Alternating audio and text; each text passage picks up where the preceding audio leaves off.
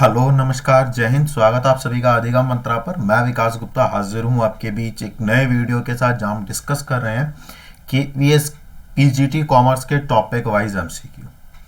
काफ़ी कुछ जो हमने टॉपिक वाइज है कंप्लीट किया है। एक पूरी जो सीरीज है वो आपके जो है प्लेलिस्ट में डली हुई है, जहां पर आप अपने हर टॉपिक से रिलेटेड जो एमसीक्यूज हैं उनको प्रिपेयर कर सकते हैं और साइमल्टेनियसली ये जो क्वेश्चंस हैं ये आपकी जो एफिशिएंसी है उसको इम्प्रूव करने में भी उतनी ही ज़्यादा क्या करेंगे, हेल्प करेंगे। तो इसका मतलब ये है कि यहाँ पर हम जो क्वेश्चंस कर रहे हैं वो हम अपनी क्वालिफिकेशन है ना, जो हमने अब तक पढ़ा है ना, और जो हमने सीखा है उसको क्या करने के लिए, उसको और ज़्यादा पॉलिश करने के लिए, या एक तरह से ये कह लो कि जो हमारा केवीएस का एग्जाम होने वाला है उन्होंने जो सिलेबस हमें दिया है उसके बेस पर किस तरह के एमसीक्यूज पूछे जा सकते हैं, कौन कौन से टॉपिक्स उसमें इंक्लूड किए जा सकते हैं, वो सारी जो ब्रीफ है वो सारी की सारी आपको इन सीरीज में देखने को मिल जाएगी, जहां पर आप अपनी प्रिपरेशन को जो है एक नया आयाम दे सकते हैं, या कह सकते हैं एक नई डायरेक्शन जो है आपको वो मिल जाएगी कि भाई सारे जो कॉन्सेप्ट्स हैं वो हमारे क्या हो जाएंगे, कवर हो जाएंगे। तो एक तो ये बात है। दूसरी, जो 60+ एमसीक्यूज हैं वो आपके यूट्यूब पर तो चल ही रहे हैं, साथ साथ में हम जो 40 क्वेश्चंस हैं वो टेलीग्राम पर एज अ क्विज भी करा रहे हैं, जहां पर आप क्वेश्चन को रीड कर रहे हैं और आप उसको क्विज को क्या कर रहे हैं, आंसर कर रहे हैं विद अ डिटरमाइंड टाइम, कि एक टाइम पीरियड के अंदर अंदर आपको उस क्विज को क्या करना है, अचीव करना है, जहां से आपकी जो एफिशिएंसी है, जब आप सीबीटी देंगे, जब आप केवीएस का एग्जाम देंगे, तो उस वक्त आपको यही करना है।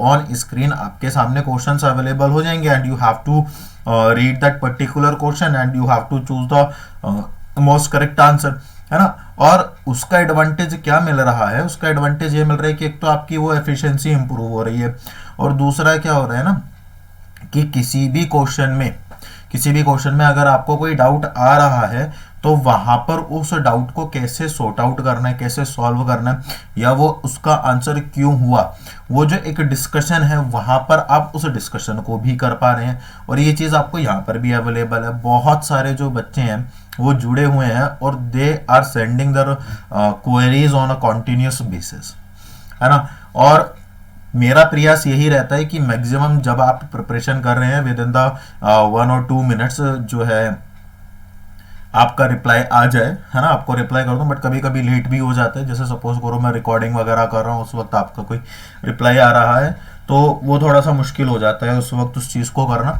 लेकिन कहीं ना कहीं हम इस चीज़ को लेकर के मेक श्योर हैं कि किसी भी तरह से हम आपको, मैं आपको एक ऐसा कंटेंट, एक ऐसा एटमॉस्फेयर या एनवायरनमेंट दे सकूं जहां पर आप अपनी प्रिपरेशन को एक नेक्स्ट लेवल पर लेकर के जा सको, और आगे के जो भी आपके 8 से 10, 7-8 दिन बच रहे हैं उस बीच आपकी जो प्रिपरेशन है वो बहुत अच्छे से हो जाए, है ना।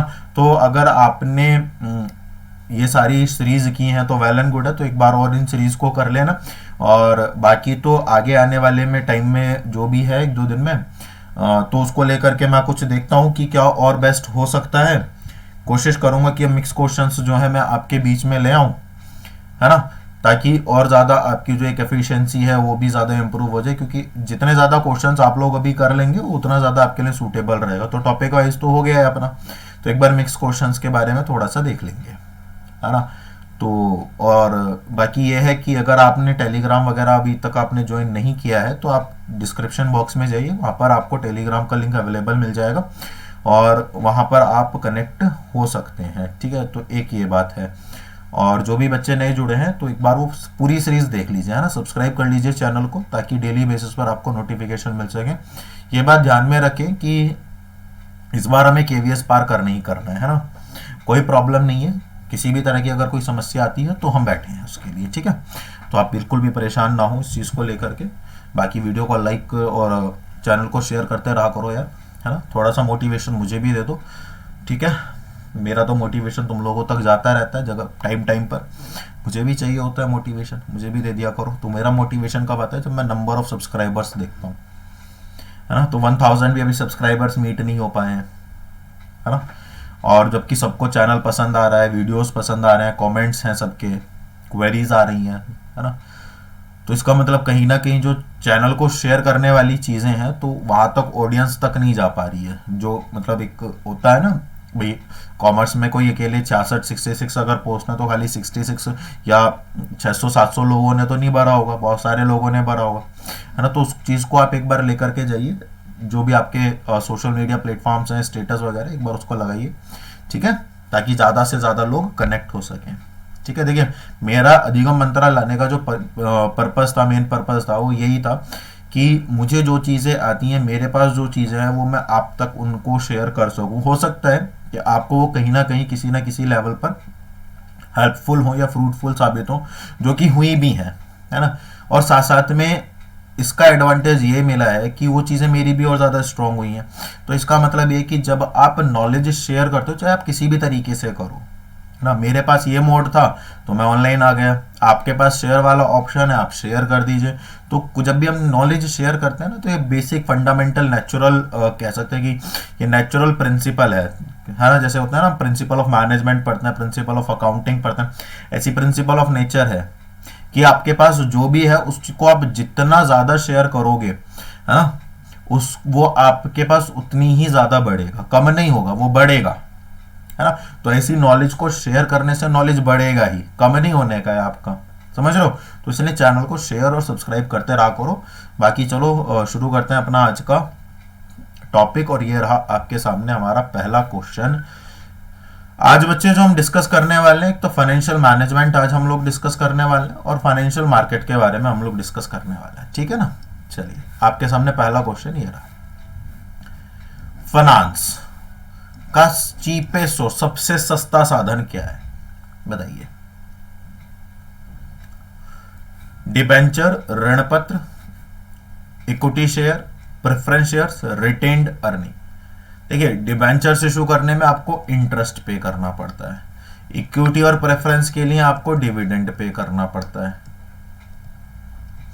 लेकिन क्या रिटेन्ड अर्निंग के लिए आपको कुछ पे करना पड़ता है। तो ये सबसे सस्ता साधन है, ठीक है, रिटेन्ड अर्निंग। इसको हम अवितरित आय भी बोलते हैं, ऐसी आय जो अभी हमने डिस्ट्रीब्यूट नहीं किया, अनडिस्ट्रीब्यूटेड प्रॉफिट, राइट। चलिए, a decision to acquire a new or modern plant to upgrade an old one is, किसी भी नए प्लांट को खरीदना या पुराने को अपग्रेड करना किस प्रकार का डिसीजन कहलाता है। Financing, operating, investing, both A and C. तो ये तो आपने CFS कैश फ्लो स्टेटमेंट जब करा था तो उसमें भी थे, तो अगर आपने उसको ध्यान में से पढ़ा होगा, या फिर आप बहुत बेसिक सी चीजें हैं कि अगर आप किसी भी संपत्ति में, किसी भी एसेट्स में अगर आप इन्वेस्टमेंट करते हो, है ना, या उसको अपग्रेड करते हो, तो वो क्या कहलाएगा, इन्वेस्टमेंट डिसीजन कहलाएगा, है ना। चलिए आगे बढ़ते हैं। Other things remaining the same, बाकी सारी चीजों को समान रखते हैं। अगर an increase in the tax rate on corporate profit, corporate profit पर जो लगने वाला टैक्स है अगर उसको बढ़ा दिया जाए, तो जो डेप्ट होंगे, जो ऋण होंगे, वो सस्ते हो जाएंगे। जो डेप्ट है रिलेटिवली द डियरर, वो डियरर हो जाएंगे, महंगे हो जाएंगे, या किसी प्रकार का कोई फर्क प्रभाव नहीं पड़ेगा, या हम कुछ नहीं कह सकते। कुछ नहीं कहने वाली तो बात ही नहीं होती है, तो कुछ तो आपको कहना पड़ेगा, क्योंकि एक नंबर आपको लेना है। अब अगर टैक्स रेट बढ़ेगा तो उसका कोई प्रभाव ना पड़े, ऐसा हो नहीं सकता। तो या तो वो सस्ते होंगे या वो महंगे होंगे। अब बताइए आपका प्रॉफिट हुआ कितने का, आपका प्रॉफिट हुआ, उस पर आपकी जो टैक्स रेट है वो बढ़ गई, वो क्या हो गई, बढ़ गई। तो आपके जो डेप्ट हैं वो रिलेटिवली क्या हो जाएंगे, चीपर हो जाएंगे, सस्ते हो जाएंगे। इसका मतलब क्या है, आप ज्यादा डेप्ट लेने लगोगे। ज्यादा डेप्ट लोगे तो उसका इंपैक्ट ये पड़ेगा कि आपको ज्यादा इंटरेस्ट पे करना पड़ेगा। ज्यादा इंटरेस्ट आप पे करोगे तो जब आप प्रॉफिट में से इंटरेस्ट माइनस करोगे, है ना भाई, जो एक्सपेंस है क्योंकि आपका, तो प्रॉफिट में से आपको माइनस करना पड़ेगा। तो जितना ज्यादा आप डेप्ट का इंटरेस्ट माइनस करोगे उतना ही कम आपकी टैक्सेबल इनकम बनेगी, और जितनी कम आपकी टैक्सेबल इनकम बनेगी उतना ही कम आपको टैक्स पे करना पड़ेगा। तो इसीलिए इसका जो करेक्ट आंसर होगा वो कौन सा होगा, ए। आपके सामने ये अब आता है फोर्थ क्वेश्चन।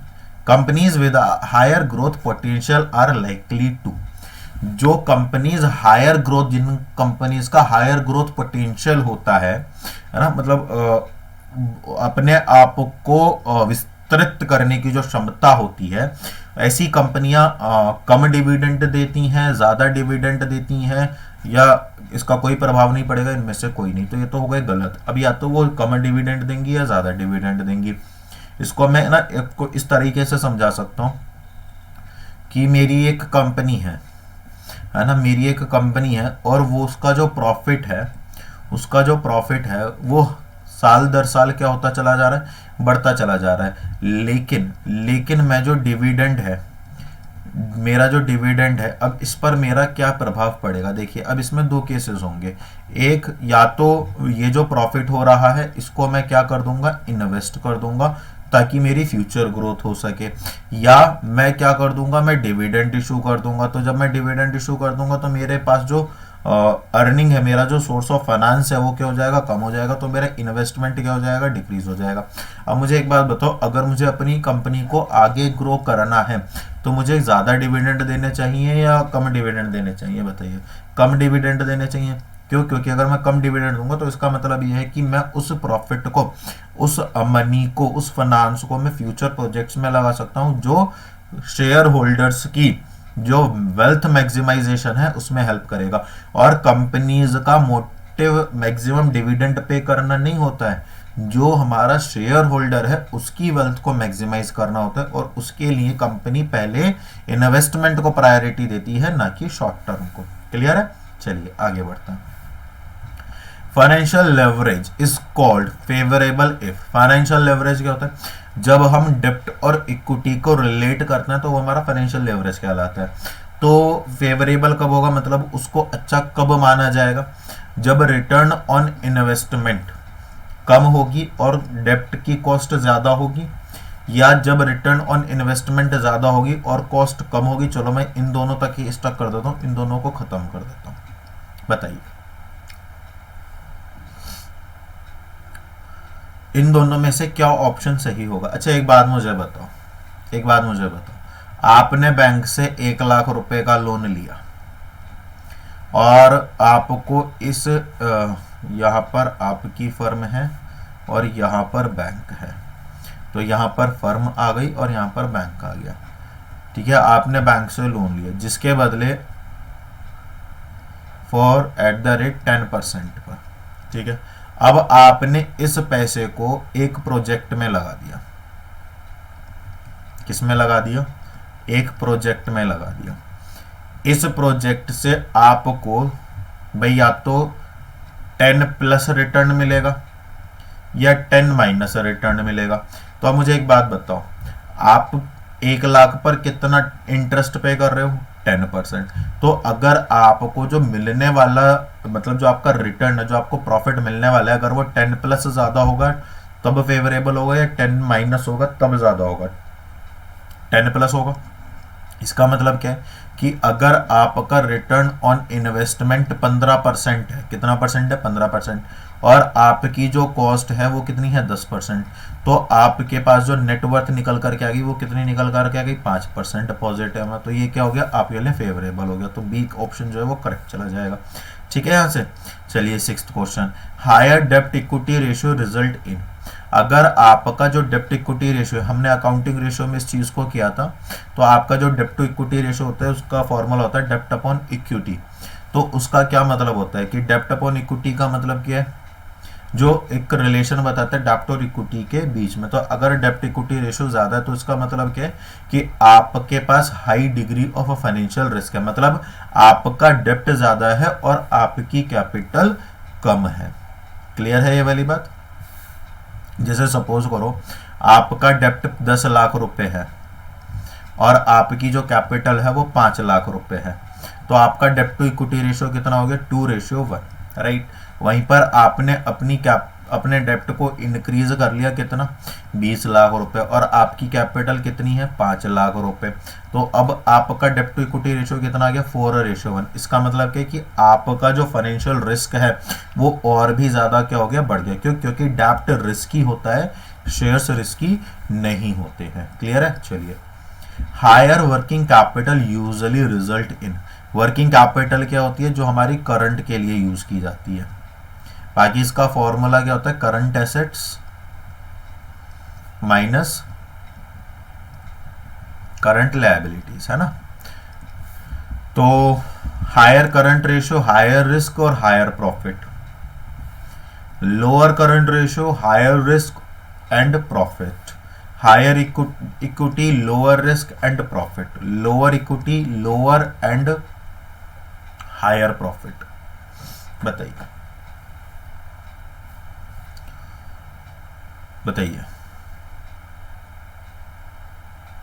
यहां पर रिस्क आएगा। करेक्ट आंसर जो जाएगा, जब आपका वर्किंग कैपिटल हाई है तो इसका मतलब क्या कि करंट एसेट से ज्यादा होंगी। बहुत सीधी सी बात है। तब ये देख लो कि करंट एसेट से ज्यादा कहां कहां पर, तो करंट रेशियो ज्यादा कहां कहां पर है, तो एक ही में सही जा रहा है। और अगर आपकी करंट एसेट से ज्यादा है तो इसका मतलब ये है कि आपका रिस्क भी ज्यादा होगा और आपके प्रॉफिट्स भी ज्यादा होंगे, है ना। मतलब सब कुछ ज्यादा ही ज्यादा होगा वर्किंग कैपिटल के केस में। चलिए, a decision to acquire a new and modern plant to upgrade an old, ये तो हो गया था हमारा, रिपीटेड क्वेश्चन है। Next, the financial management is concern with, financial management किससे कंसर्न करता है? Efficient acquisition of finance, efficient utilization of finance, efficient disposal of surplus, या ऑल ऑफ दी। देखिए, फाइनेंशियल मैनेजमेंट जो होता है उसका काम क्या होता है कि डिफरेंट सोर्सेस को देखना कि कहां से हमें फंड अवेलेबल हो सकता है, ठीक है, चीपर रेट पर। तो ये क्या रहता है एफिशिएंट एक्विजिशन, ठीक है। फिर जो हमने फंड लिया है उसका प्रॉपर यूटिलाइजेशन जरूरी होता है, क्योंकि अगर आपने उसका वेस्ट किया तो आपकी कॉस्ट बढ़ जाएगी और रिटर्न कम हो जाएगा। तो उसका एफिशिएंट यूटिलाइजेशन भी जरूरी है। लेकिन साथ साथ में हमें ये भी ध्यान में रखना है कि जो हमारी अदर सोर्स ऑफ इनकम है या जो भी हमारे सरप्लस हैं वो जो हमने मेंटेन किए हुए हैं हम उनका भी प्रॉपर यूटिलाइजेशन करें, उनको वेस्टेज ना करें। जैसे सपोज करो आप हो, आपने अपने सेविंग अकाउंट में 50,000 रुपए जोड़ के रख रखे हैं बचपन से अब तक, ठीक है। आपकी जॉब लग गई, ठीक है। अब आपको पर मंथ 80-90 हज़ार रुपए की सैलरी जो है वो आने लगी, ठीक है। अब आपको क्या लगा कि भाई हमें सोर्स ऑफ फाइनेंस तो मिल गया, अब इसको आराम से ना खर्च करते हैं, है ना, खर्च करते। तो अगर दो तरीके होंगे, या तो आप उनका प्रॉपर यूटिलाइजेशन करोगे, है ना, मतलब प्रॉपर तरीके से उनको डिस्पोज करोगे जहां पर सही जगह पर आपको लगाना, या फिर आप उनका वेस्ट कर दोगे। अगर वेस्ट कर दोगे तो वो पैसा खत्म हो जाएगा। क्यों? क्योंकि जो इन्वेस्टमेंट हम करते हैं, अगर गलत इन्वेस्टमेंट हम कर रहे हैं तो वो इरिकवरेबल होता है, तो वहां तो आपका पैसा जाएगा ही जाएगा। समझ में आ रहा है? तो इसका मतलब ये है कि फाइनेंशियल मैनेजमेंट हर चीज को एफिशिएंटली क्या करता है, यूज करता है। इसलिए इसका आंसर जो जाएगा वो सी के साथ जाएगा, सॉरी डी के साथ जाएगा।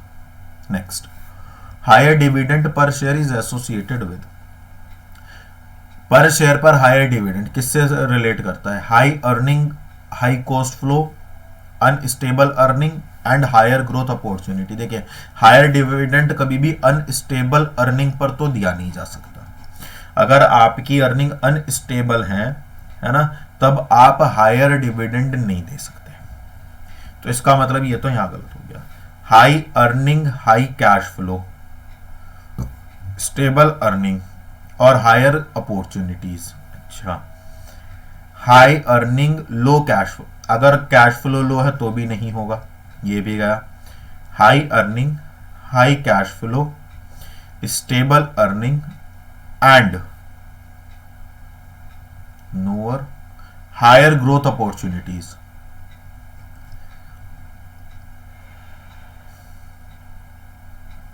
हाँ, ये लोअर आएगा यहाँ पे, है ना, हायर नहीं आएगा यहाँ पे, लोअर आएगा, लोअर ग्रोथ अपॉर्चुनिटीज। इसका मतलब ये है कि अब ये दो तो आपके कट गए, अब आपके पास बचा या तो बी या D. High earning, high cash flow, high earning, high cash flow, stable earning, stable earning, high growth opportunity, lower growth opportunity. तो अब आपका बताइए सही आंसर क्या होगा? आप मुझे इसका आंसर बताओगे जरा? तो मेरे ख्याल से अगर आप मतलब जो मैं समझ पा रहा हूं कि अगर आप इसका आंसर दोगे तो इसका बी पे दोगे, लेकिन आपका हो जाएगा गलत। क्यों? क्योंकि आंसर होगा डी सही। अब डी क्यों सही होगा? क्योंकि अभी हमने पीछे डिस्कस किया था कि जो ग्रोथ पोटेंशियल ऑर्गेनाइजेशन होती हैं वो डिविडेंड कैसा देती हैं? लो। और जो लोअर ग्रोथ एंटरप्राइजेस होती हैं वो ज्यादा डिविडेंड देती हैं। तो अगर आपका हायर डिविडेंड आ रहा है तो इसका मतलब वहां पर जो ग्रोथ अपॉर्चुनिटीज हैं वो क्या है? कम है, या आप उनको ढूंढना ही नहीं चाह रहे हो। आपने सारी अर्निंग क्या कर दी? डिविडेंड में दे दी, तो इन्वेस्टमेंट के लिए कुछ बचा नहीं, है ना। अच्छा, तो अगर यहां पर लोअर होता तो भी सही चला जाता। क्लियर है ये वाली बात? आई होप ये बात समझ में आ गई होगी। The size of asset, profitability and competitiveness are affected by one of the financial decision state that decision. Size of asset, profitability, competitiveness, competition कब क्रैक होगा? जब हम हायर एडवर्टाइजमेंट करेंगे, ज्यादा इन्वेस्टमेंट करेंगे, ज्यादा पोटेंशियल क्रिएट करेंगे, अर्निंग अपॉर्चुनिटीज को फाइंड आउट करेंगे। और यहां पर सीधा सीधा बात है, साइज ऑफ एसेट की बात हो रहा है, तो साइज ऑफ एसेट में इन्वेस्टिंग जाता है, फाइनेंस जाता है, डिविडेंड जाता है, ये सभी जाते हैं, इन्वेस्टमेंट जाता है ना। Next, one of the concept of financial management takes into consideration the growth, performance, investment requirement of fund for a given period, identify the concept. अब इसको इन्वेस्टमेंट से तो रिलेट कर मत लेना, यहां पर रिलेट होगा किससे? फंड से। तो एफ से फंड होता है और एफ से फाइनेंशियल प्लानिंग होती है, तो इसका जाएगा फाइनेंशियल प्लानिंग सही आंसर। क्लियर है? क्यों? क्योंकि यहां पर आप प्लान कर रहे हो। क्या कर रहे हो? यहां पर आप प्लान कर रहे हो, मैनेजमेंट नहीं कर रहे हो। ठीक है ना। चलिए आगे बढ़ते हैं। क्लियर है ना।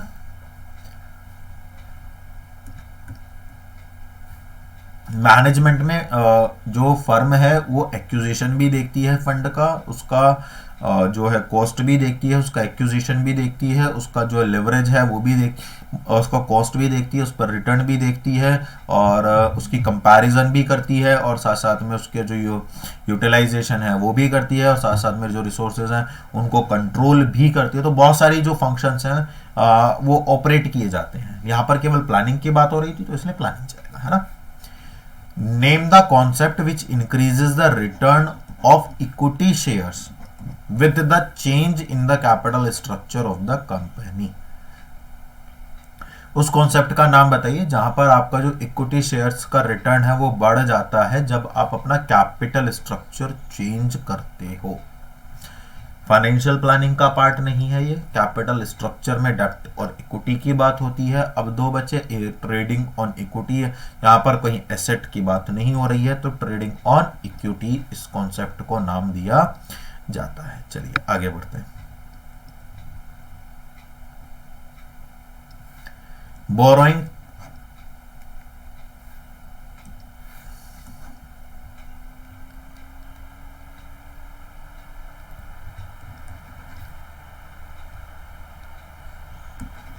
एक सेकंड,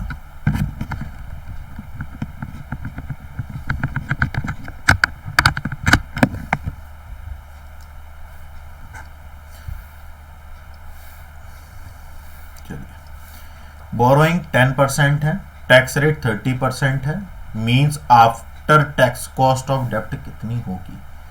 देखिए बोरोइंग कितनी है, इंटरेस्ट कितना है?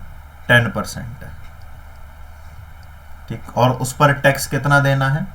30%। तो अगर मैं ये कहूं कि 10 माइनस, है ना, 30% ऑफ 10%, तो कितना आ जाएगा? 10% माइनस ये कितना आएगा? 3%, है ना।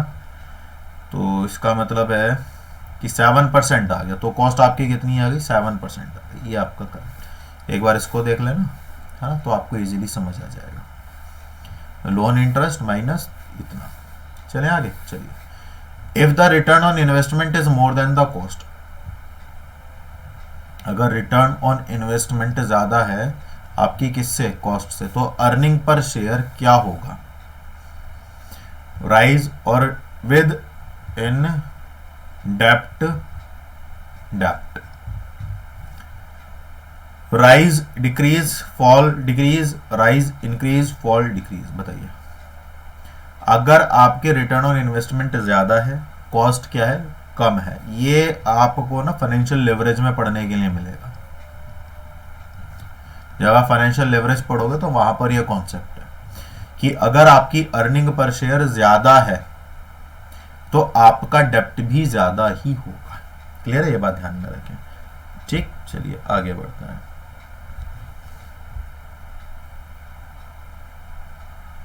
Next, return on investment is computed as.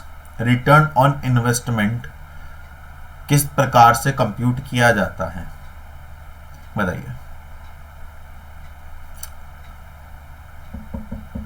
Formula हमने अकाउंटिंग रेशियो में पढ़ा होगा, है ना।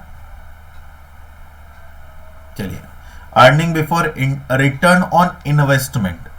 देखिए फॉर्मूले से लगाइए, रिटर्न किस पर मिल रहा है, इन्वेस्टमेंट, तो रिटर्न मतलब प्रॉफिट, प्रॉफिट मतलब इन्वेस्टमेंट से मिलने वाला जो रिटर्न है। तो earning before interest and tax divided by investment, earning on investment, return on investment, है ना। तो बहुत सारे अकाउंटिंग रेशियोज तो ऐसे याद हो जाएंगे, आप थोड़ा सा रिलेट करना बस।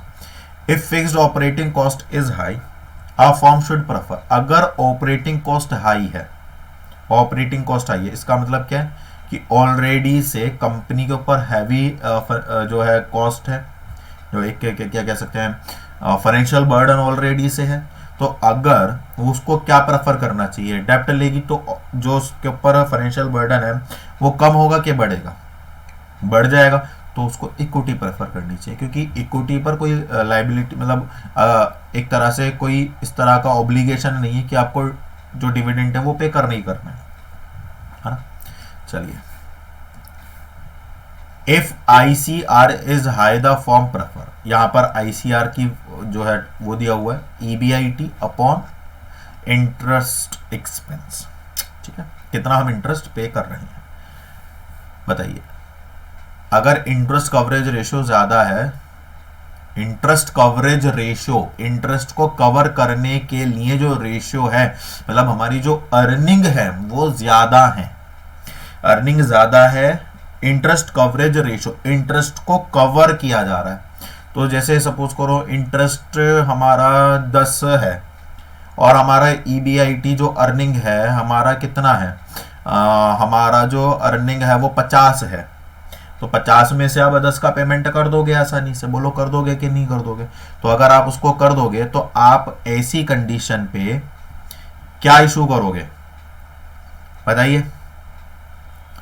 डेप्ट इशू करोगे, इक्विटी इशू करोगे, या फिर दोनों ही इशू करने का प्रेफर करोगे। तो बेटे करेक्ट आंसर जो आपका यहां पर जाएगा मेरे बच्चे, वो आपका जाएगा क्या, बताइए क्या जाएगा, वो आपका डेप्ट। क्या जाएगा, डेप्ट प्रेफर करेंगे। अब बच्चे कहेंगे कि सर इक्विटी क्यों नहीं, बेटा इक्विटी कंपनी ना इक्विटी इशू करने से बचती है, क्यों, क्योंकि उस इक्विटी नहीं जाती है, साथ साथ में उसकी ओनरशिप भी जाती है, समझ रहे हो आप, ठीक है ना। चलिए आगे बढ़ना। Next, the time gap between placing an order and actual receipt of material by the firm is termed as. आपने ऑर्डर दिया, लेकिन क्या वो ऑर्डर आपको उसी ही वक्त मिल जाएगा, नहीं मिलेगा, उसमें टाइम लगेगा। तो उनके बीच का जो टाइम होता है उसको हम क्या किस नाम से जानते हैं, बताइए। Operating cycle, lead time, production cycle, या नन ऑफ दीज, बताइए what will be the correct answer. Operating cycle नहीं होगा, प्रोडक्शन साइकिल नहीं होगा, that is called lead time. क्या होगा, लीड टाइम। क्लियर है। What is the cost of raising fund called. जब हम किसी भी फंड को रेज करते हैं तो उस पर ना एक कॉस्ट लगती है, उस कॉस्ट को क्या कहा जाता है, मार्जिनल तो एडिशनल यूनिट पर लगती है, ये तो नहीं होगा। फिक्स्ड कॉस्ट होता नहीं है क्योंकि अभी तो हम रेज करेंगे। वेरिएबल कॉस्ट से इसका कोई लेना देना नहीं है, तो फ्लोटेशन कॉस्ट है ना। इसका मतलब क्या है कि जब भी हम फंड को रेज करते हैं तो उस पर हमारा जितना भी है ना जितना भी जो खर्चा आता है या कॉस्ट लगता है, ठीक है ना, उसको क्या कहा जाता है, फ्लोटेशन कॉस्ट कहा जाता है। उसको क्या कहा जाता है, फ्लोटेशन कॉस्ट, जिसको आप हिंदी में शायद परिवर्तन लागत कहते हो, परिवर्तन, है ना, हाँ शायद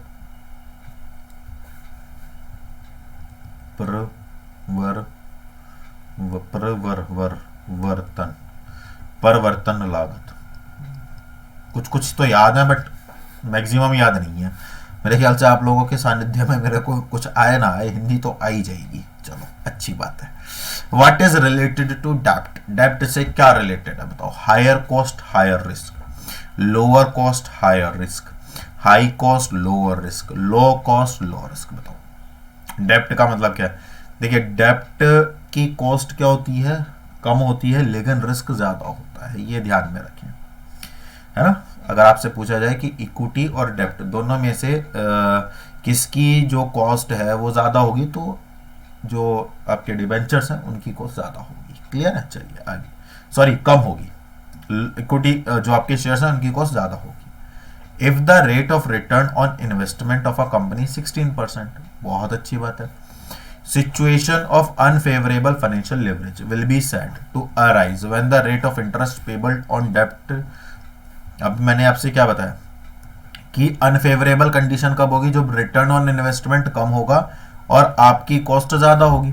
तो अगर आपका रिटर्न ऑन इन्वेस्टमेंट 16% है, तो आपकी जो कॉस्ट होनी चाहिए वो कैसी होनी चाहिए, equal to 16%, none of these, less than या मोर देन।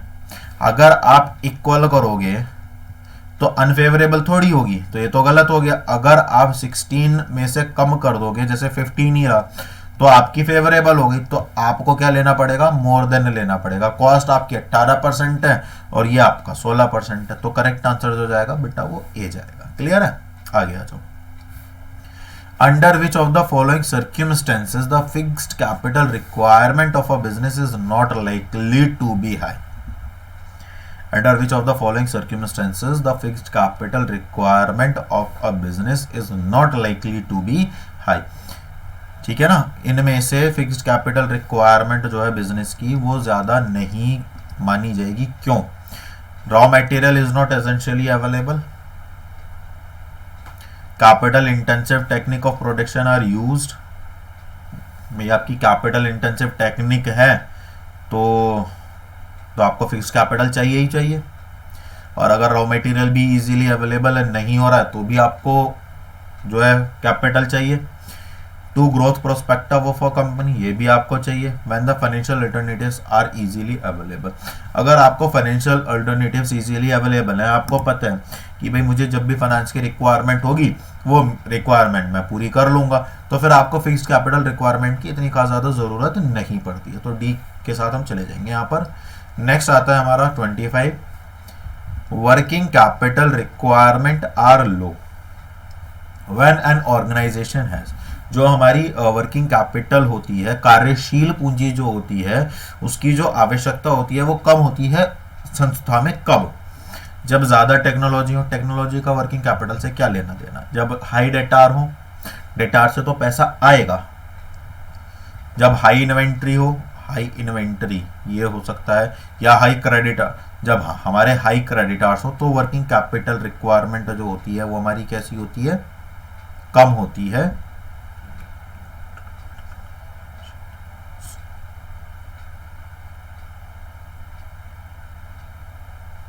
एक सेकेंड हो गई। Working capital requirement are low, working capital requirement जो होती है हमारी कार्यशील पूंजी, उसकी आवश्यकता कम होती है। व्हेन एन ऑर्गेनाइजेशन हैज, जब ऑर्गेनाइजेशन में होता है क्या। एक बार इसको क्वेश्चन मार्क कर रहे हैं, इसको लास्ट में देखेंगे। चलो नेक्स्ट करते हैं। वेल्थ मैक्सिमाइजेशन डिपेंड्स, जो वेल्थ मैक्सिमाइजेशन है वो किस पर डिपेंड करती है ना। 20 कौन सा क्वेश्चन है ये, 25। Wealth maximisation depends market price पर share, market price of finished goods, market price of inventory, market price of fixed assets. बताइए, जो वेल्थ मैक्सिमाइजेशन की अब हमने पीछे बात करी थी, लेकिन वो डिपेंड किस पर करती है, मार्केट प्राइस पर, फिनिश्ड गुड्स के मार्केट प्राइस पर, इन्वेंट्री मतलब स्टॉक के मार्केट प्राइस पर, या फिक्स एसेट्स के मार्केट प्राइस पर, या शेयर के मार्केट प्राइस पर? बताइए क्या आपका सही होगा? What will be the correct answer?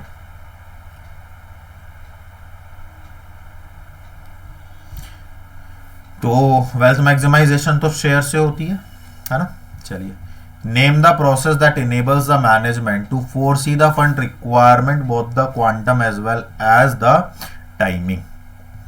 Name the process that enables the management to foresee the fund requirement, कि हमें कितने फंड की रिक्वायरमेंट है, and both the quantum as well as timing, कब कितनी आवश्यकता है, इसको कहा जाता है कब कितनी आवश्यकता है, कितनी मात्रा में उसका यूज करना है। तो जब ये वाली बात आती है तो ये क्या कहलाता है? Financial management, capital budgeting, dividend या फाइनेंशियल प्लानिंग? बताइए what will be your correct answer?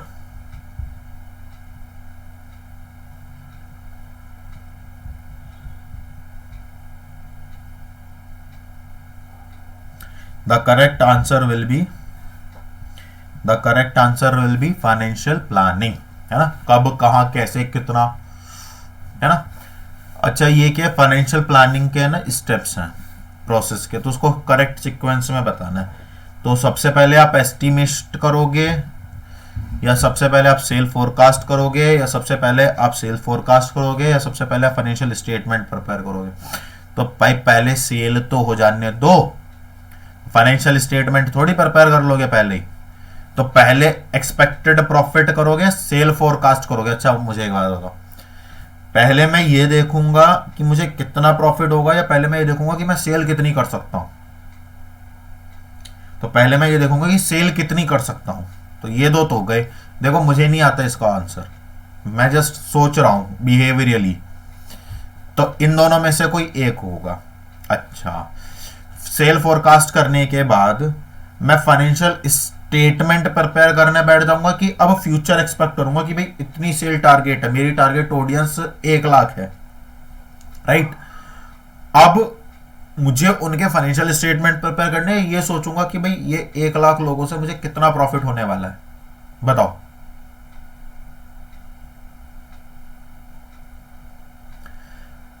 बताइए what will be the correct answer?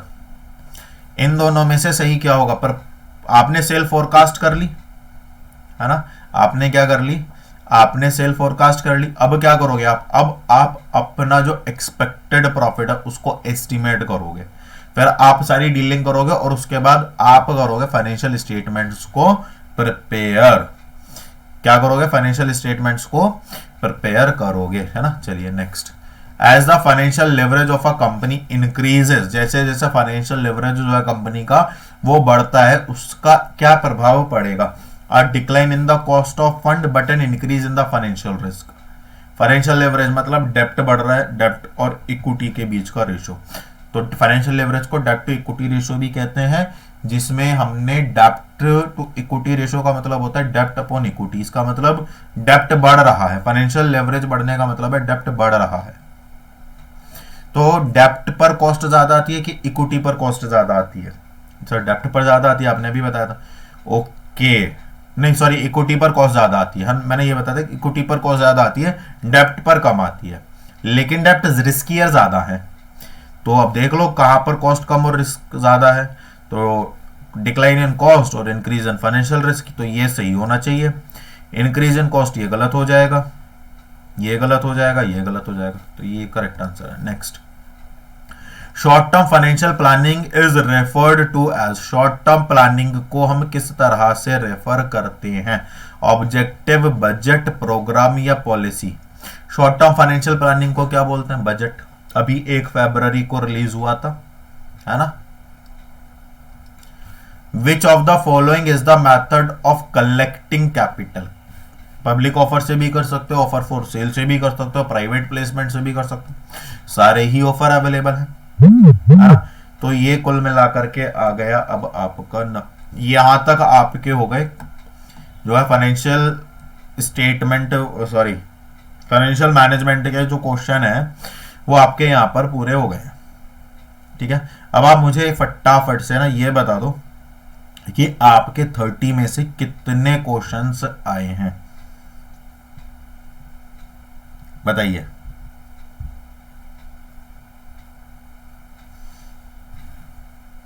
बताइए फटाफट से कितने आपके सही हुए।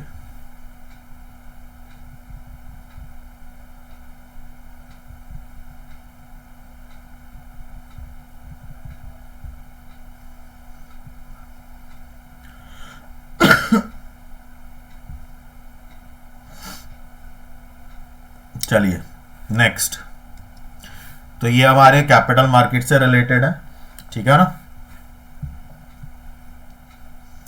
तो यहां पर जब हम बात करेंगे तो पहला क्वेश्चन हमारे सामने है, total number of stock exchange in India.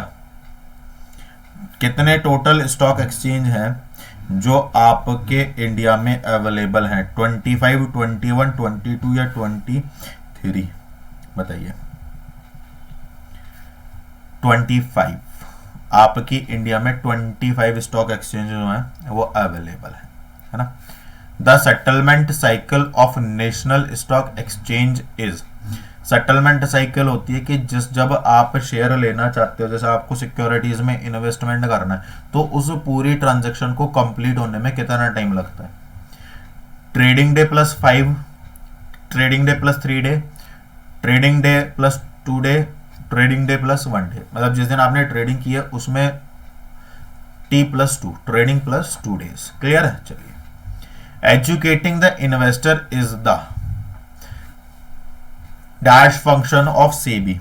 SEBI का कैसा फंक्शन है ये सेबी का कैसा फंक्शन है बताइए। प्रोटेक्टिव है, रेगुलेटरी है, या नन ऑफ दीज? तो the option will be protective, है ना। सेबी क्या करता है? सेबी आपको क्या करता है? प्रोटेक्ट करता है अनफेयर ट्रेड प्रैक्टिस से। किससे? अनफेयर ट्रेड प्रैक्टिस से, ठीक है। तो आपको एजुकेट करते हुए, क्लियर ना। चलिए आगे आ जाते हैं। National stock exchange in India was recognized as stock exchange in which year? 92, 93, 94, 95? किस ईयर में उसको रिकॉग्नाइज किया गया था? ये आपसे क्वेश्चन पूछा गया है, बताइए। What will be the correct answer? 1993। ये रहा आपका स्टॉक एक्सचेंज के बारे में। तो ये मुंबई में है इसका हेडक्वार्टर, और स्टैब्लिश 1992 में हुआ था। स्टैब्लिश 1992 में हुआ था ना। और ये पहला डीमैटेरियलाइज्ड इलेक्ट्रॉनिक एक्सचेंज है इंडिया का। कई बार आपसे ये भी पूछ लेगा। और ये पहला एक्सचेंज है इंडिया का जो fully automated screen based electronic trading system है ना, ठीक है ना। और NSE was the first exchange in the world use VSAT technology. कैसी टेक्नोलॉजी को यूज करता है ये? VSAT technology. क्लियर है ना? कैसी?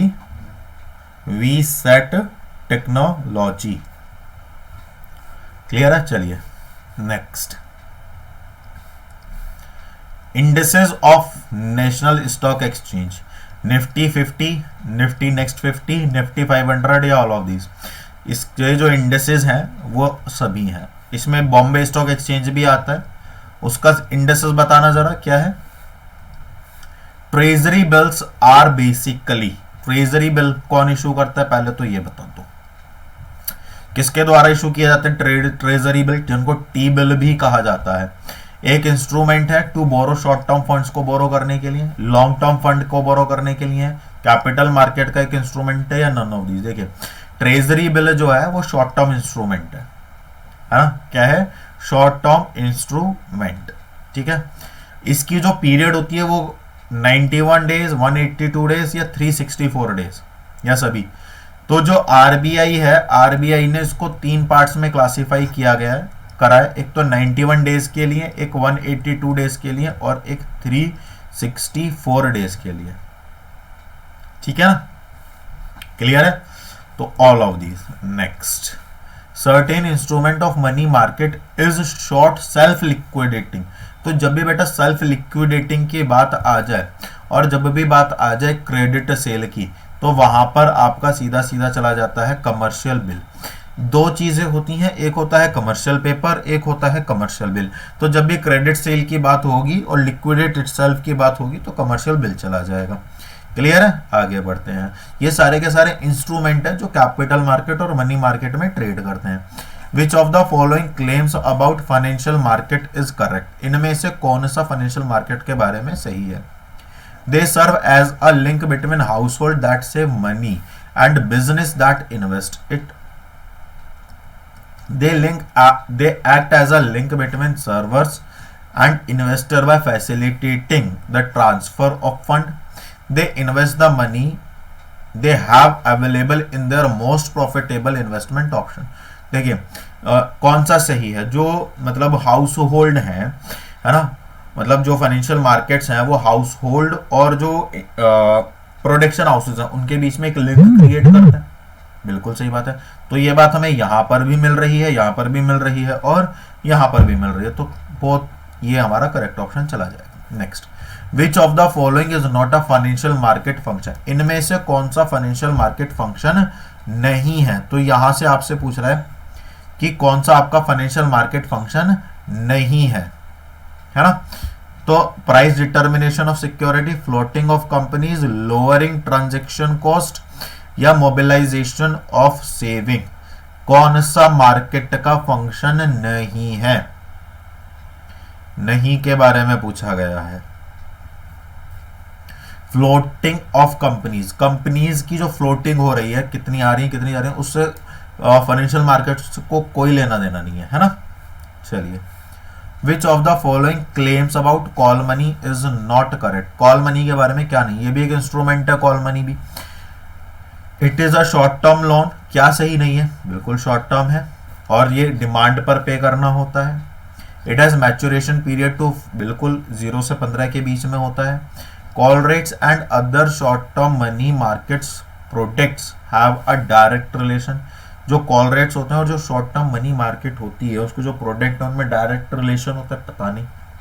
Interbank transactions are carried out, ये भी सही है। तो कुल मिलाकर के ये 3 पॉइंट सही हैं और ये वाला पॉइंट गलत है। तो इस हिसाब से इस क्वेश्चन के अकॉर्डिंग आपका ये वाला ऑप्शन हो जाएगा सही। अब ये क्वेश्चन जो फॉर्मुलेट किया गया है, ये इसको फॉर्मुलेट करने के पीछे का रीजन है कि कॉल मनी के बारे में अब आपको सारी बातें पता चल गई कि भाई ये बैंक के बीच में होता है, वो एक दूसरे को लोन दे देते हैं भाई 0 से 15 दिन के लिए, और फिर जब भी वो डिमांड करते हैं तो उन्हें वो वापस करना पड़ता है, simple. Next, what is the minimum amount of T bill? या आपसे ना ये भी इस तरह से भी क्वेश्चन पूछ सकता है that if you have 2,50,000, right, if you have 2,50,000 then how many T-bill you can purchase? बताइए। तो मिनिमम अमाउंट जो है वो 25,000 है, तो इसका मतलब है 10 हम T-bill ले सकते हैं। तो दोनों में से किसी भी तरह का ऑप्शन जो है आपके पास आ सकता है, मैक्सिमम कुछ नहीं है। For large and credit worthy enterprises, जो बड़ी ऑर्गेनाइजेशन है जिनकी अच्छी क्रेडिट वर्थनेस है, it is utilized as an alternative to bank borrowing. वो बैंक से बोरो ना करके कोई और दूसरा सोर्स मोड जो है फाइनेंस का वो यूज कर लेते हैं। तो वो मोड आपको बताना है, commercial paper, call money, commercial bill या none of this. Call money तो बैंक करते हैं और कमर्शियल बिल अभी हमने बात करी थी क्रेडिट सेल के लिए होता है, और ये तो हमारा होगा नहीं तो कमर्शियल पेपर। ठीक है, क्लियर हो गया कमर्शियल पेपर। चलिए, it is a way by which banks borrow from one another in order to keep their cash reserves ratios in check.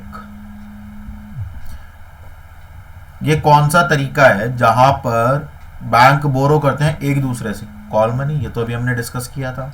Next, this form of primary market flotation involves requesting subscription from the general public to participate in a company securities through the publication of advertisement. Publication, advertisement, prospectus raise, subscription, capital, share capital अंश पूंजी, निर्गमन कैसे होगा, offer through a prospectus. Next, when a corporation needed money, जब भी corporation को money की जरूरत होती है, it turn to facilitate an institutional arrangement for long term डेप्ट, है ना, डेप्ट plus equity to be raised and invested. There was a lot of debate over whether the company should have to go on with debt or stock. Finally, it made the decision to pursue equity. The company's owner made the decision to follow SEBI requirement. Company को क्या करना है, company को investment करना है, investment के लिए company को फंड रेज करना है, फंड के लिए लॉन्ग टर्म बेसिस वो चाहती है, तो जो ऋण है और जो इक्विटी है वो दोनों एक ऑप्शन है। तो यहाँ पर एक डिबेट आती है कि कंपनी डेप्ट ले या शेयर्स ले, तो फाइनली जो डिसीजन लिया जाता है वो इक्विटी ले लिया जाता है कि मैंने डिसाइड कर लिया इक्विटी है। तो कंपनी के जो ऑनर हैं उन्हें डिसीजन लेने के लिए किसकी रिक्वायरमेंट होगी, सेबी रिक्वायरमेंट की। तो इनमें से कौन सा फाइनेंशियल मार्केट है जहां पर आप इस जर्नी को, मतलब अपनी जो इक्विटी रेज करने की जो जर्नी है उसको शुरू करोगे, money market, stock market, SEBI या कैपिटल मार्केट? तो बेटा कैपिटल मार्केट, कैपिटल मार्केट में ही आप सबसे पहले क्या करते हो, सिक्योरिटीज को इशू करते हो। मनी मार्केट बैंक वगैरह चला जाता है, ठीक है ना, और स्टॉक एक्सचेंज जहां पर आपकी जो ट्रेडिंग होती है, सेकेंडरी मार्केट भी इसको कहा जाता है। The stock exchange is a method of valuing securities using the dynamic of supply and demand. आपका जो भी शेयर का प्राइजेस है वो फ्लक्चुएट होता है किसके बेसिस पर, डिमांड और सप्लाई के बेसिस पर। तो आपको वही पर्पस बताना है। तो जो स्टॉक एक्सचेंज है वो provide liquidity and marketability of securities, safety of transaction, pricing of security या स्प्रेडिंग द इक्विटी कल्ट। बताइए, pricing the security. Stock exchange का काम क्या है, सिक्योरिटीज जो हमारे जो स्टॉक्स हैं, जैसे शेयर्स हो गए, डिबेंचर्स हो गए, उनको प्राइस लिस्ट करना, ठीक है। Next, it functions as a bank storing securities in electronic form on behalf of investors. ISCON as a मतलब function as a bank, ये एक बैंक की तरह काम करता है। ये इसका काम क्या है, इसका काम ये है कि जो इन्वेस्टर है, जैसे मैं हूं, मैंने रिलायंस के कुछ शेयर्स खरीदे, अब वो इलेक्ट्रॉनिक मोड में जहां पर अवेलेबल रहेंगे तो उसको होल्ड करके रखेगा, उसको क्या कहा जाता है, डिपोजिटरी। क्या कहा जाता है उसको, डिपोजिटरी, ठीक है, क्लियर है। चलिए, the stock exchange assigns a number two each transaction which is printed on the contract note. जो स्टॉक एक्सचेंज है वो हर ट्रांजेक्शन पर एक नंबर जनरेट करता है और वो उस कॉन्ट्रैक्ट नोट पर भी लिखा हुआ होता है। तो उस जो नंबर है, ट्रांजैक्शन नंबर है, उसको क्या कहते हैं, जैसे आप बैंक में पैसे जमा कराते हो तो एक वो आईडी लिखता है ना, नंबर, कि भाई हमारी ट्रांजैक्शन आईडी है। तो ऐसी जो स्टॉक एक्सचेंज भी करता है तो उसको क्या कहा जाता है, pan number, unique order code, contract note या नन ऑफ दीज, उसको कहा जाता है यूनिक ऑर्डर कोड। क्लियर है ये वाली बात। चलिए, it is a legally binded document issued by a stock broker within 24 hours। जैसे आपने सिक्योरिटी ली तो जो स्टॉक ब्रोकर होगा वो आपको 24 आवर्स में ना जो आपकी ट्रेडिंग हुई है उसका एक डॉक्यूमेंट आपको दे देगा। तो उस डॉक्यूमेंट को कहा जाता है यूनिक। ये तो होगा नहीं, पैन नंबर आपके पास होता है, बैंक अकाउंट डिटेल्स बैंक से मिलेंगी, कॉन्ट्रैक्ट नोट क्या होगा, कॉन्ट्रैक्ट नोट। अच्छा, यहां से ना आपको कॉन्ट्रैक्ट नोट के बेसिस पर ये भी पूछ लिया जाएगा कि भाई कितने आवर्स में इशू करता है ना, तो ये भी एक सवाल बन सकता है। क्लियर है। The exchange will deliver the stock और make payment to other broker on this day. तो इसको क्या कहा जाता है कि आपने stock exchange will deliver the stock, stock exchange ने स्टॉक क्या कर दिया, डिलीवर कर दिया, और मेक पेमेंट या वो पेमेंट कर देगा किसको, आपके ब्रोकर को। तो उसको क्या कहा जाता है, या तो वो आपको शेयर्स देगा या वो आपको पेमेंट देगा। तो जिस दिन ब्रोकर को अमाउंट या स्टॉक, इन दोनों में से कोई भी चीज मिलती है उसको कहा जाता है पे आउट डे। और पे इन डे जब वो रिसीव करता है, स्टॉक एक्सचेंज रिसीव करता है, ठीक है ना। चलिए next, when the security SEBI inspect a stock exchange, ठीक है, one of the most prevalent irregulatory found is that the exchange is dealing with unregistered sub brokers। जो सेबी है वो एक क्या प्रोटेक्टिव ऑर्गेनाइजेशन है जो कंपनीज और स्टॉक एक्सचेंज वगैरह को क्या करती रहती है, इंस्पेक्ट करती रहती है कि कहीं कोई अनफेयर डीलिंग तो नहीं चल रही है। तो उसी के रिगार्ड्स जो determine the securities of security exchange board of India associated, तो उसका वो कौन सा फंक्शन है, रेगुलेटरी, क्योंकि उसका काम ही ये है ना। अगर यहीं पर आता कि मतलब जो है लोगों को अवेयरनेस की बात हो रही है, उनके लिए प्रोग्राम रन किए जा रहे हैं, तो वो क्या हो जाएगा, वो उसका प्रोटेक्टिव हो जाएगा। या वो कुछ अच्छी नई चीजें कर रहा है, कुछ उसने चेंजेस किए हैं, तो वो डेवलपमेंट पे चला जाएगा, है ना। तो इस तरह से ध्यान रखना। The process of holding shares in electronic form, जब भी हम किसी भी चीज को क्या करते हैं अब जैसे देखो ये सारा का सारा जो डाटा है आपका वो कैसा इलेक्ट्रॉनिक मोड में है, तो इसको हम क्या कहेंगे, डीमेट्रलाइजेशन कहेंगे। क्या कहेंगे, डीमेट्रलाइजेशन। और इसी का अगर मैं प्रिंट आउट निकाल दूंगा तो वो क्या कहला जाएगा, रीमेट्रलाइजेशन। क्या बन जाएगा वो, रीमेटेरियलाइजेशन, है ना। चलिए आगे बढ़ते हैं। After the trade has been executed the broker, ये देखो आ गया क्वेश्चन वो वाला, फॉर 24 आवर्स, है ना। चलो आगे बढ़ते हैं। रैपो क्या होती है, रिपर्चेजिंग एग्रीमेंट होता है, रिप्रेजेंटेटिव ऑफ कंपनी होता है, रिलायंस पेट्रोलियम है या रिपोजिसेस है, ये तो होगा नहीं। अब बताइए ये क्या है, रैपो जो होता है वो एक रीपर्चेजिंग एग्रीमेंट होता है, ठीक है ना। क्या होता है, रीपर्चेजिंग एग्रीमेंट। चलिए, सेबी स्टैब्लिश्ड, सेबी को कब स्टैब्लिश किया गया था, 1988 में, ठीक है। सेबी को कब स्टैब्लिश किया गया था, 1988 में। चलिए, dash is a short term unsecured promissory note, जब भी short term unsecured promissory note की बात आती है तो वो कमर्शियल पेपर होता है। क्या होता है, कमर्शियल पेपर। कमर्शियल पेपर क्या होता है, जो दो कंपनी आपस में शेयर करती है ना, फंड। सपोज करो एक इन्वेस्टर है, उसने 91 डेज का टी बिल लिया है, उसकी फेस वैल्यू 2 लाख रुपए है, फॉर 1,92,000। इसका मतलब क्या है, इसका मतलब ये है कि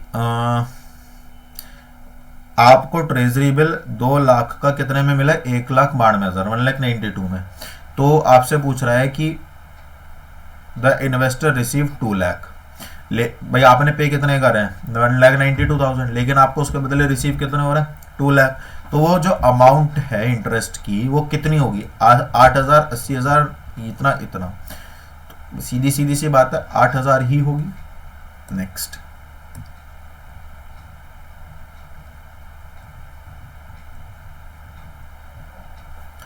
they can be issued to individual corporation companies during period of tight liquidity when the deposit growth of bank is low but the demand for credit is high। ये कोई भी इशू कर सकता है इंडिविजुअल कॉर्पोरेशन कंपनीज, कब, जब tight liquidity होती है, पैसा कम होता है ना। When the deposit growth of bank is low, लेकिन मतलब बैंक में इतना पैसा नहीं आ रहा है, लेकिन जो क्रेडिट की रिक्वायरमेंट है वो बहुत ज्यादा है, तो ऐसे में सर्टिफिकेट ऑफ डिपॉजिट्स इशू किए जाते हैं। क्या इशू किए जाते हैं, सर्टिफिकेट ऑफ डिपॉजिट्स, ठीक है। चलिए, तो आपके सारे इंस्ट्रूमेंट जो है वो मैंने यहाँ पे करा दिए हैं, ठीक। PK enterprises limited has sold an entire lot of 5 lakh equity shares at 9 each to prosperous bank private limited. जब भी आप किसी भी बैंक को इस तरह से सेल करते हो, है ना, और bank in turn will offer to share to general public for subscription, और बैंक ने क्या कर दिया, बैंक ने इन्हें इशू कर दिया 11 रुपए के लिए, तो बैंक को 2 रुपए का फायदा हो गया। तो इसमें से कौन सा जो मेथड है वो फॉलो हो रहा है, भैया आपने प्राइवेट प्लेसमेंट तो दिया नहीं है, प्राइवेट प्लेसमेंट में वो सेल नहीं कर सकता 1 साल तक, है ना, लॉकआउट पीरियड होता है। आपने पब्लिक को इशू किया नहीं है ना, और नहीं आपने एक्सिस्टिंग शेयर होल्डर को दिया, तो आपने क्या किया, आपने ऑफर फॉर सेल किया है, ठीक है ना।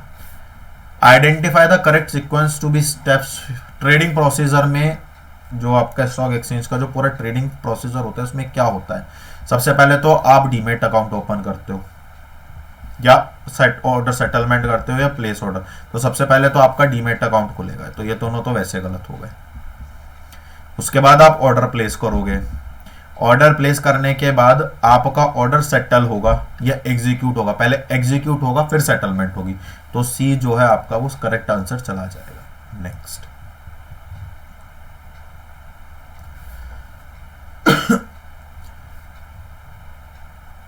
The bulls and bear are associated with, आपने देखा होगा ना स्टॉक मार्केट में बुल्स और बियर रहती हैं, मतलब वो इलेक्ट्रॉनिकली, असली वाली नहीं। Import and export, banking, marketing या स्पेक्यूलेटर, स्पेक्यूलेशन से रिलेटेड है बुल और बियर।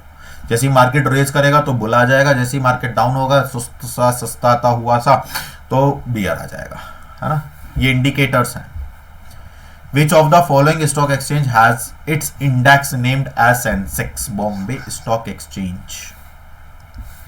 कौन सा है? Bombay stock exchange. ये आपका बॉम्बे स्टॉक एक्सचेंज है, नए 1875 में इस्टेब्लिश हुआ था और ये छठा लार्जेस्ट स्टॉक एक्सचेंज है और वर्ल्ड में। और तो बस there are 7400 companies are listed in which 4000 are traded on stock exchange at BSE and NSE। ठीक है, चलो next. Rani ki Vav motive is represent on the following currency note. बताओ, देखिए आपके जो करेंसी नोट्स होते हैं उनके पीछे जो है कोई ना कोई हिस्टोरिकल प्लेस लगा हुआ है, तो इसमें रानी की वाव है तो वो किस पर लगा हुआ है, तो आपने अगर पता होगा तो वेल एंड गुड है, नहीं पता होगा तो 100 रुपीज का नोट है। अब देखो 5 रुपए के नोट पर ट्रैक्टर लगा हुआ है, 10 रुपए के नोट पर सन टेम्पल कोणार्क है, 20 रुपए के नोट पर एलोरा की केव्स हैं, 50 रुपए के नोट पर हम्पी की जो केव्स हैं, और 100 रुपए के नोट पर रानी की वेव है, 200 रुपए के नोट पर सांची का स्तूप है, 500 के नोट पर रेड फोर्ट है और 2000 के नोट पर मंगलयान है। ठीक है, तो ये भी आप याद रखिए। और बाकी आज का जो कार्यक्रम है बेटा वो समाप्त हो गया है और आई होप कि आपको इनसे रिलेटेड जितने भी क्या कहते हैं प्रॉब्लम्स वगैरह आ रही हैं वो आपके लिए क्या होंगी, इजी होंगी और आपको वो समझ में आई होंगी, है ना। क्लियर है ना ये वाली बात? तो अगर वो चीज़ आपके समझ में आ गई है तो ये बहुत अच्छी बात है। क्यों? क्योंकि इससे आपका टॉपिक भी अच्छा हो जाएगा और आपकी जो एक एफिशिएंसी है वो भी क्या हो जाएगी, इंप्रूव हो जाएगी। तो फटाफट से वीडियो को लाइक कर दो अगर आपको सेशन और क्वेश्चंस पसंद आए हैं, और मुझे ये बता दो कि 60 में से टोटल आपने 60 कहाँ हुए हैं? ज़्यादा हुए थे हमारे, ज़्यादा हुए हैं भाई 66। तो इन 66 में से आपके कितने क्वेश्चन सही हुए हैं वो एक बार आप मुझे बता दो, तो ताकि मुझे भी पता चल जाए कि हाँ भी बच्चों की तैयारी कैसी चल रही है। बाकी अपनी तैयारी में लगे रहो, चैनल को ज़्यादा से ज़्यादा शेयर करो, भगवान आपके ऊपर ज़्यादा से ज़्यादा नंबर की कृपा करेगा, तो आप भी कृपा बनाए रखो, आप पर भी कृपा होगी, है ना। तो मजाक की बात है, वैसे से ये सच बात है। मैं चाहता हूँ कि आपके नंबर अच्छे आए, है ना। तो लेकिन इसका इससे कोई लिंक नहीं है ना, ऐसा मत सोचना।